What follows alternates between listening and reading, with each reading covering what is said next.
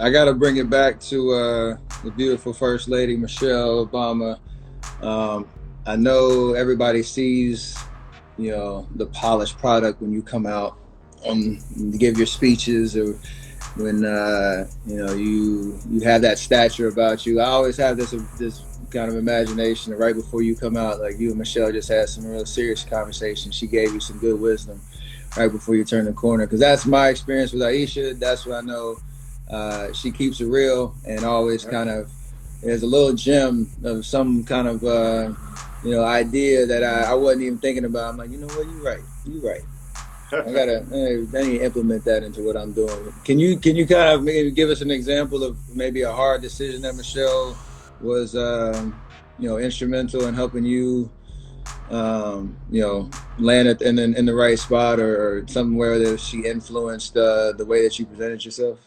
I think, I mean, we've been married almost 30 years now. And so she's so woven up in me and like, I don't even know, well, did I used to be like that? Or, Right. has she just been training me all this time? So now I'm this way. It's interesting, though, a lot of times with Michelle, in really stressful moments, the thing that she's really good at is actually making me laugh. Like, I write about how right before the Democratic National Convention speech in 2004, which, I'm doing the math real quickly, but I guess you were, what, in eighth grade or something, Something like ninth grade, whatever that was, right? So you don't remember this, but this was my first big national speech. It was really kind of the coming out party nationally, so it was a big deal. And it was sort of a surprise that I had been selected. I wasn't even in the Senate yet. I was still in the state legislature. It was very rare for somebody like me to get this, millions of viewers. And so I'd written this speech, and I knew it was good, but I'm feeling a little bit like, man, I wonder how this is going to go. Right. So she comes up. I'm about to be announced. And she comes up to me and she looks at me. She squeezes my hand, and she leans over real close, and she says, "Honey, don't screw it up." and and I start cracking up, right? And that was perfect. That's what I needed. Right. If she had said, "Oh, honey, I'm so proud of you," I would have still been a wreck. But Right. when she 100%. said it like that, then Got I you just out your started own laughing, way. and that was exactly what was needed. So, um, look, she's been such a powerful partner for me in so many ways. The most important things she's done that helped me become a better president was reminding me of my other responsibilities. Because her insisting that I was going to be home for dinner at 6:30. Her attitude was, look, we're starting dinner because I'm not going to have these girls waiting for you and wondering is daddy. Dinner's served at 6:30. I would advise you to be home at 6:30. And so I just set up my schedule so that no matter how busy I was, unless there was a genuine emergency, I was home at 6:30, had dinner, read to the girls, helped them with their homework.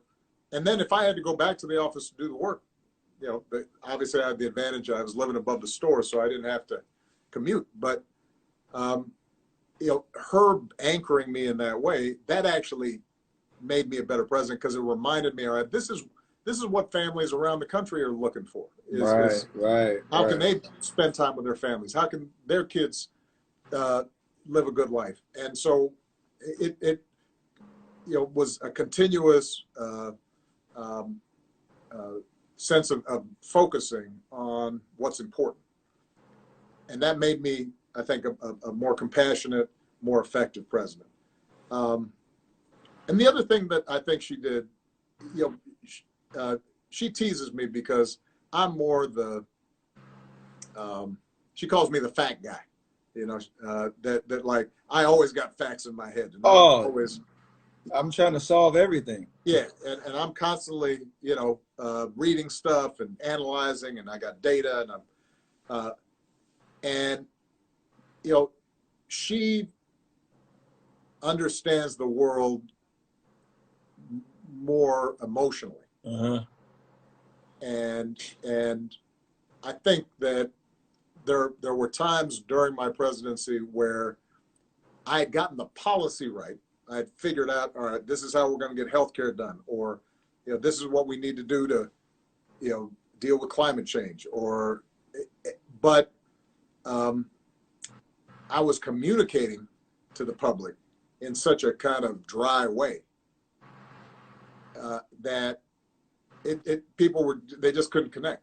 Mm-hmm. And it was interesting during the campaign. I was telling stories and connecting with people, but once I'm in the White House, all right, now I got to be serious all the time, and I've got to have these formal press conferences, and I've got to give all these statistics, and she was always good about saying, hey man, why don't you tell a story that people can relate to? Why don't you,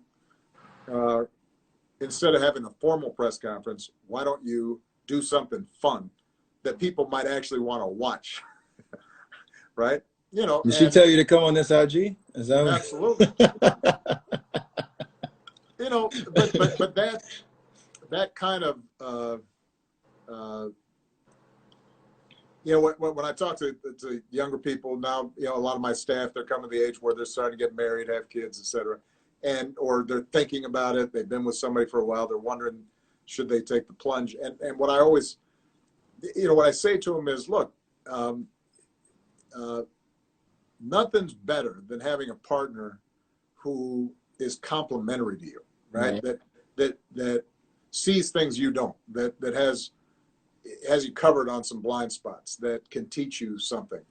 Now that means that there's probably going to be a little more friction, because if they're strong-minded and they've got opinions, they're not always going to mesh. And I describe in the book the fact that Michelle and I are temperamentally different. She's got a strong personality, so do I. There are times where we're butting heads, but I am better because I've got someone who has strengths that I don't have, that sees things I don't see. And I would like to think that she feels the same way. And that, I think, has been one of the foundation stones of our relationship. Couldn't say that any better.